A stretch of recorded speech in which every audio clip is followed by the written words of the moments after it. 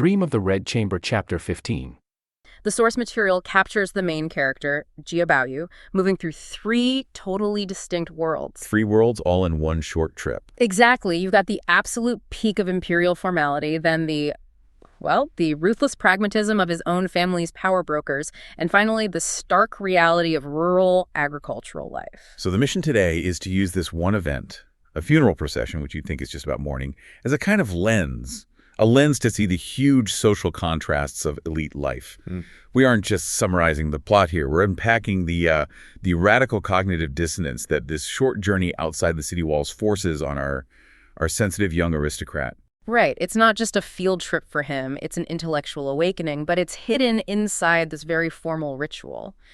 And we need to pay close attention to the details. The difference between, say, a 5-clawed dragon on a robe and a rusted hoe on the ground. Because both define his world, right? They do, but he only understands one of them. Okay, so the funeral procession begins, and almost immediately, right out of the gate, it's interrupted by this incredibly high-stakes formal encounter. Jia Baoyu meets Prince Shuarong of Beijing. Mm-hmm. And that meeting, it just instantly shifts the scene from, private grief to a very public theater. It's all about status negotiation. And the sources really, they spare no expense detailing this theater, do they? Not at all. We have to look closely at the descriptions because they are designed to signal overwhelming, just, non-negotiable power. Okay, so what are the immediate signals, the things that tell everyone watching that this prince is, basically a step away from the emperor himself? Well, you start with his clothes, his attire. Prince Shuirong, whose face is described poetically as beautiful jade and eyes like bright stars. Right. He's wearing a clean, white, embroidered, silver-winged hat. But the most important detail, the thing you have to catch, is his white python robe. It's specifically noted as having the 5-clawed dragon design over a river and sea pattern. Okay, so why is that 5-clawed dragon so critical for our listener to understand? Because in Imperial China, the 5-clawed dragon was the sole exclusive symbol of the emperor and the highest-ranking princes, the ones closest to the throne. So it's an immediate visual cue. It's an immediate visual indicator that Baoyu isn't just meeting some random noble. He's meeting a man whose status is practically second only to the Son of Heaven. The formality, the gravity of this scene it's astronomical. And Baoyu himself is also dressed up for the occasion, of course. Styled a bit younger, though. A silver hair crown, a pearl-studded silver belt. Right, and a white python jacket. The visual impact of these two, one is the pinnacle of political power, the other the symbol of the Jia family's inherited status. It's meant to dazzle you. And the prince, he kind of cuts through all that formality with a direct compliment, right? He says something like, Baoyu, precious jade, is well-deserved. He does, but the compliment then quickly focuses on the literal object he wears, the famous jade talisman. Ah, so he asks to actually see the precious treasure. Yes. Baoyu presents it, and Shuirong takes a moment to read the inscription on it. And then comes the really pivotal question. He asks if the jade is truly effective. That is such a fascinating detail. Isn't it? You have one of the most powerful men in the empire, and he's asking about the spiritual efficacy of a magical talisman worn by a teenager. It just highlights the pervasive role of superstition and belief in cosmic order, even at the highest level of statecraft. So how does Jia Zhang, Baoyu's father, respond to that? That's a tricky question. Oh, he gives us a wonderfully careful diplomatic answer. He says it hasn't been tested yet. It's the perfect reply. It shows respect for the talisman's potential, but avoids any kind of boast that could sound, irreverent. But the prince isn't done. He shifts from compliment to, it's almost a high-stakes political critique. It is. Shuirong delivers this immense praise, calling Baoyu a dragon colt and phoenix chick, predicting he'll surpass his father. This is a massive public endorsement. It suggests the Jia family line is secure. Okay, so he's just established that the Jia family is politically favored. But then he turns the corner.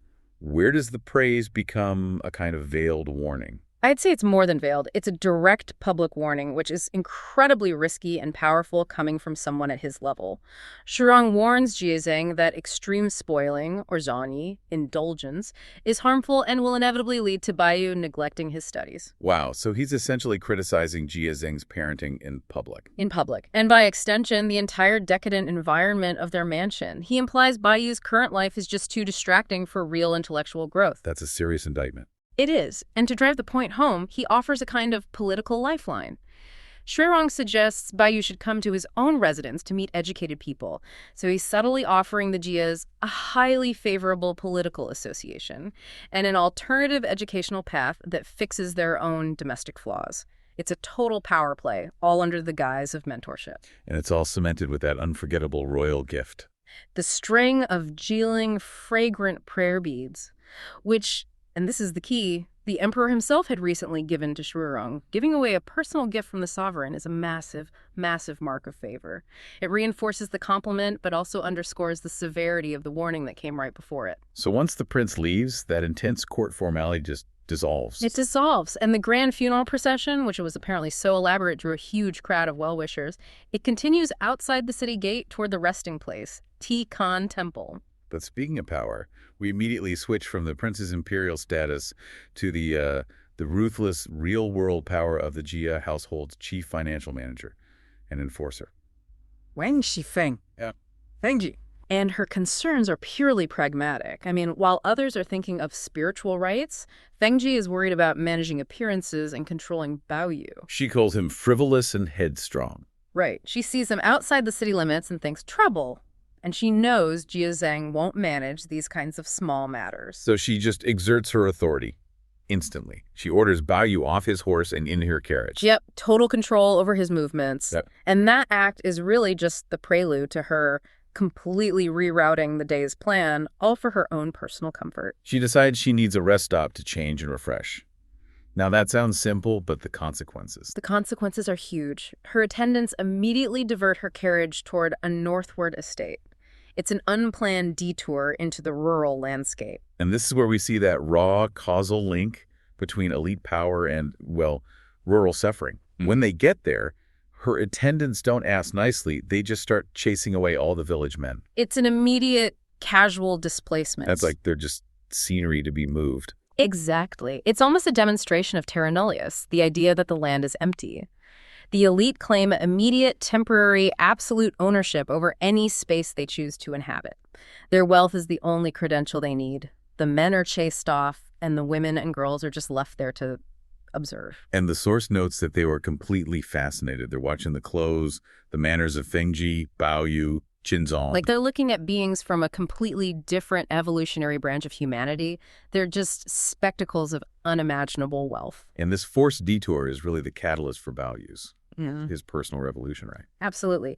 Fengji lets Baoyu and Qinzong explore the rest stop, and for the first time in his life, Baoyu is confronted with his profound, almost unbelievable ignorance. I mean, his entire life has been buffered by servants and walls. He's never had to actually think about how food gets onto his plate. And the sources emphasize this aristocratic bubble by listing the exact tools he finds strange, the things he has no name or function for. Shovels, stakes, hoes, and plows. I mean, think about that for a second. He has to ask an attendant to explain what a hoe is.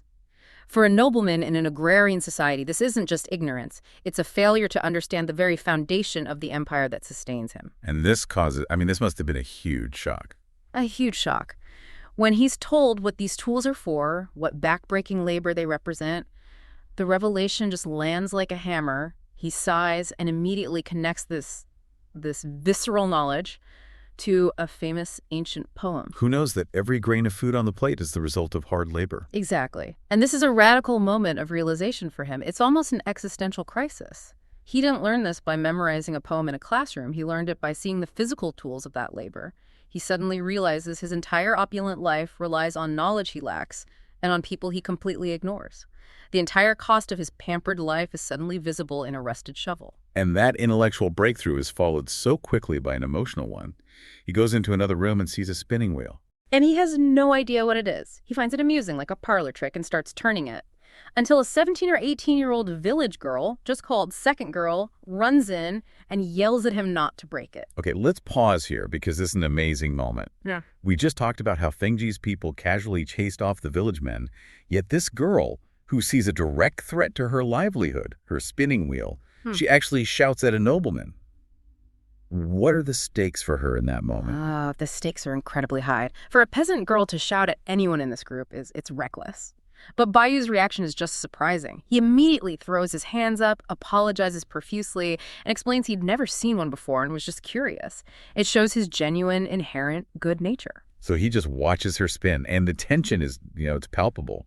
Zong, his cousin, is watching all this, and he laughs. He says the girl has a great deal of fun or interest. And Bayu's response to that is the key to his whole internal confusion. He immediately shoves Zong, calls him cursed, and threatens to hit him if he talks nonsense. Huh. Yeah. That sudden extreme burst of rage isn't at the girl, it's at the system that would categorize or cheapen this pure, novel emotion he just felt. He's so confused by this powerful attraction that he tries to violently suppress the idea that it could be just a flirtation. And then the moment is it's brutally cut short when the girl's grandmother calls her away. Bayu is just left there, completely captivated. And his lingering regret is detailed so perfectly as they leave. He looks for her again later. He wishes he could get out of the carriage to follow her, but he's forced to just watch her disappear as the carriage speeds up, taking him further away from this brief, raw exposure to a life that has just completely rattled his foundation. So now the procession has to get back on track, heading toward Tikin Temple. And this temple, built by the Jia family's ancestors, offers a final piece of social commentary on class and piety. Right. Tikin Temple had a dual role. It was a permanent resting place for ancestral spirits, and critically, an inexpensive temporary shelter for funeral attendees. But this is where the class divisions pop up again, even in mourning. The temple housed the orderly and financially struggling relatives. Why did the wealthy elite, like Fengji, find their own ancestral temple inconvenient? Because it was too communal, too exposed, not private enough. The wealthy and status-conscious, they needed separate, private lodging. Mourning, for the Jia elite, still required maintaining a certain distance and luxury. So Fengji prearranged lodging at the nearby Watermoon Nunnery. Which gives us another great cultural detail. The Watermoon Nunnery has the nickname Mantu Nunnery. Manduan, yes, we love that. Even a religious institution is defined by its marketable product, in this case, excellent steamed buns, or mantu. It really emphasizes the mix of the spiritual and the secular. And we see that play out immediately when Fengji meets the abbess, Jingsu. The abbess apologizes for being absent from the Jia household recently, explaining she's been incredibly busy. And her business is intensely transactional. She's been busy having masters recite the Blood Bowl Sutra for 3 days. Why? Because the household of a certain Master Hugh had just successfully had a son, and the wife sent 10 taels of silver to pay for the ritual service. It's a perfect example of the commodification of piety. The payment of 10 taels of silver buys you spiritual blessings tied directly to keeping the family prosperous, and crucially, meeting patriarchal demands, getting a male heir. Spiritual merit is bought and sold.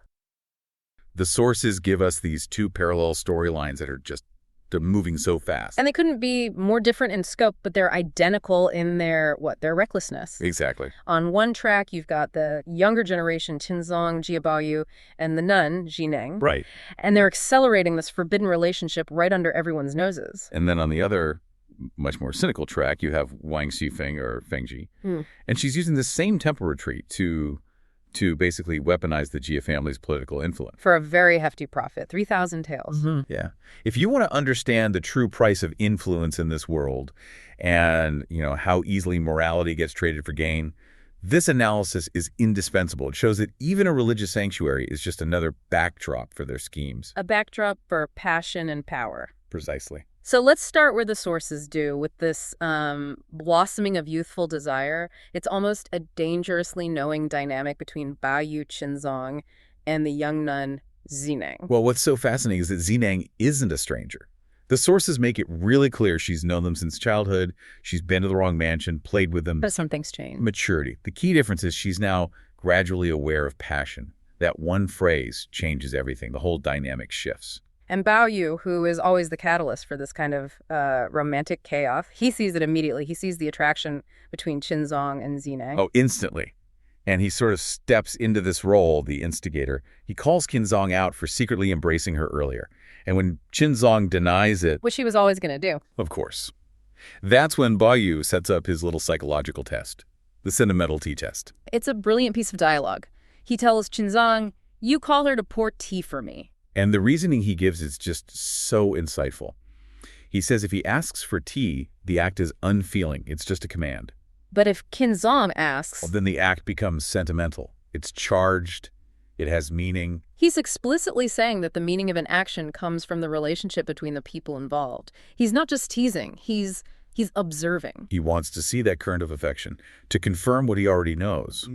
And the sources tell us he's right. Jineng finds Qinzong fashionable and charming. Figure and fashionable, right. And he finds her beautiful. They are, the text says, mutually devoted. So that tension is right there. A novice nun, a young man in a sacred space, and the rules are just not holding.